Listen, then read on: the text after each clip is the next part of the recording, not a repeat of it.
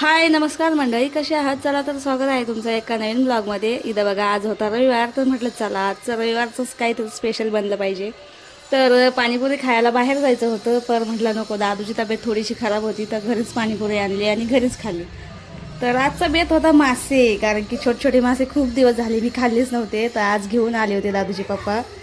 तर म्हटलं चला आज माशाची फ्राय मस्त बनवूया. कोणी कोणी खाल्ली मला नक्की कमेंटमध्ये सांगा, कारण की खूप छान लागतात खायला. आणि मोठे मासे तर मी म्हणजे नेहमीच खाते, तर म्हटलं चला आज हे छोट्यालीच माशाची मस्त फ्राय बनवूया. तर दादू दीदी त्यांचे पप्पा यांना काही मासे आवडत नाही, खायलाही जमत नाही. तर त्यांच्यासाठी मला बनवायची होती चिकन बिर्याणी, तर इथं तेही काम चालू होतं.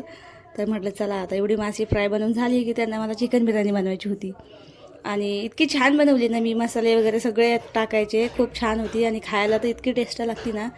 आणि एकदम अशी मोकळी बनवायची, असे ती फ्राय एकदम अशी म्हणजे चिकट चिकट झाली का खायला बिलकुल चांगली लागत नाही मग. तर हे बघा, टेस्ट करून बघितली मी, खूप छान झाली. आणि याच्यात काही एवढे काटे वगैरे नसतात, छोटे छोटे असतात, तर ते आपल्याला काढता येतात. मोठ्या माशामध्ये काटे कसे असतात तेवढ्याले काटे तर येत नसतात, कारण की छोटे छोटे असतात ना मासे, त्यामुळेच. तर आता हे झालं होतं माझं. आता मला बनवायची होती बिर्याणी, तर म्हटलं चला आता बनवून घेऊया. तोपर्यंत आहे बघा, दादू त्याचे पप्पा दीदी काय चालू होतं त्यांचं, खुर्शीवर बसून असं खुर्शीला मारायचं आणि काय म्हणतात करंट लागतंय. तर खरंच तसंच होतं आहे बरं का. का लहानपणी आम्ही खूप असं केलं ते बघा, दीदीला खरंच असं करंट लागल्यावर आणि झटका बसतोय.